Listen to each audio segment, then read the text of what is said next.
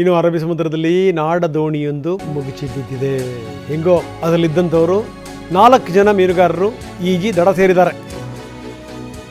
ಸೂರತ್ಕಲ್ ಬಳಿ light house ಹತ್ರನೇ ಈ ಘಟನೆ ನಡೀತು. ವಿಪರೀತ ನೀರಿನ ರಭಸ. ಗೊತ್ತಿದೆ ಈಗ ಹವಾಮಾನ ಹೆಂಗಿದೆ ಅಂತ. ದೊಡ್ಡ ದೊಡ್ಡ ಅಲೆಗಳು. ಇಂಥ ಸಂದರ್ಭದಲ್ಲಿ ನಾಡದೋಣಿ ಹಿಡಿತ ತಪ್ಪಿ ಮುಗಿಸ್ಕೊಳ್ತು. ಸ್ಥಳಕ್ಕೆ ಸೂರತ್ಕಲ್ ಪೊಲೀಸರು ಭೇಟಿ ಕೊಟ್ಟು ಪರಿಶೀಲನೆ ಮಾಡಿದ್ದಾರೆ. ಅಂತೂ ಇಂದು 4 ಜನ ಈಜಿ ದಡ ಸೇರಿದ್ದಾರೆ ಮೀನುಗಾರರು.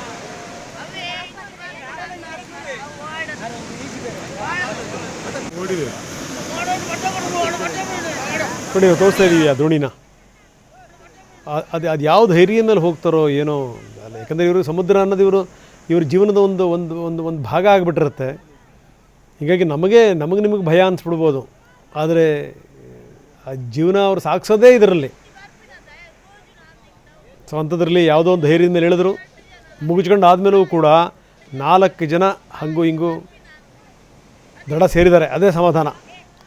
ಪೃಥ್ವಿರಾಜ್ ನಮ್ಮೊಂದಿಗೆ ದೂರವಾಣಿ ಸಂಪರ್ಕದಲ್ಲಿದ್ದಾರೆ. ಪೃಥ್ವಿ, ಏನಿದೆ ಇದರ ಬಗ್ಗೆ ವಿವರ? ದೇವರು ದೊಡ್ಡವನು, ಏನೂ ತೊಂದರೆ ಆಗಿಲ್ಲ. ಖಂಡಿತ ರಂಗನಾಥ್, ಏನು ನಿನ್ನೆ ರಾತ್ರಿ ಸಿಕ್ಕಾಪಟ್ಟೆ ಮಳೆ ಇತ್ತು, ಗಾಳಿ ಕೂಡ ಇತ್ತು. ಸೊ ಬೆಳಗಿನ ಜಾವ ಇವರು ನಾಡದೋಣಿಯಲ್ಲಿ ಮೀನುಗಾರಿಕೆ ಹೋಗಿರುವಂತದ್ದು. ಅಂದ್ರೆ ಏನು ದೊಡ್ಡ ದೊಡ್ಡ ಫಿಶಿಂಗ್ ಬೋಟ್ಗಳಿರುತ್ತೆ, ಅವನ್ನೆಲ್ಲ ನಿರ್ಬಂಧ ಮಾಡಲಾಗಿದೆ. ಈ ಸಂದರ್ಭದಲ್ಲಿ ನಾಡದೋಣಿನಲ್ಲಿ ಫಿಶಿಂಗಿಗೆ ಅವಕಾಶವನ್ನು ನೀಡಲಾಗಿತ್ತು. ಸೊ ಅದರಿಂದಾಗಿ ಅವರೆಲ್ಲರೂ ಕೂಡ ಹೋಗಿದ್ರು. ನಾಲ್ವರು ಕೂಡ ಮೀನುಗಾರರೇ ಆಗಿದ್ರು. ಅವರೆಲ್ಲ ಹೋದಂತ ಸಂದರ್ಭದಲ್ಲಿ ಇದ್ದಕ್ಕಿದ್ದಂತೆ ಏನು ಸುರತ್ಕಲ್ ಬಳಿಯ ಲೈಟ್ ಹೌಸ್ ಏನಿದೆ, ಆ ಲೈಟ್ ಹೌಸ್ ನಿಂದ ಕೆಲವು ದೂರದಲ್ಲಿ ಇಂಥದ್ದೊಂದು ಘಟನೆ ನಡೆದಿರುವಂತದ್ದು. ಏನು ಏಕಾಏಕಿ ಆ ದೋಣಿ ಮಗಿಸ್ಕೊಂಡ ತಕ್ಷಣ ಎಲ್ಲಾ ಮೀನುಗಾರರು ಕೂಡ ನೀರಿಗೆ ಬಿದ್ದಿದ್ದಾರೆ. ಅಂದ್ರೆ ಎಲ್ಲರೂ ಕೂಡ ಪ್ರೊಫೆಷನಲ್ ಸ್ವಿಮ್ಮರ್ಸ್, ಅಂದ್ರೆ ಬೈ ಬರ್ತೆ ಅವರು ತುಂಬಾ ಚೆನ್ನಾಗಿ ಸ್ವಿಮ್ ಮಾಡೋದ್ರಿಂದ ಅವರೆಲ್ಲ ಈಜಿ ದಡ ಸೇರಿರುವಂತದ್ದು. ಮತ್ತೆ ಆ ದೋಣಿ ಏನು ನಾಡದೋಣಿ ಅಲ್ಲೇ ಈಗ ಬಾಕಿಯಾಗಿದೆ, ಅದೇ ಅಲ್ಲೇ ಇರುವಂತದ್ದು. ಸದ್ಯಕ್ಕೆ ಯಾವುದೇ ರೀತಿ ಸಾವು ನೋವುಗಳು ಸಂಭವಿಸಿಲ್ಲ.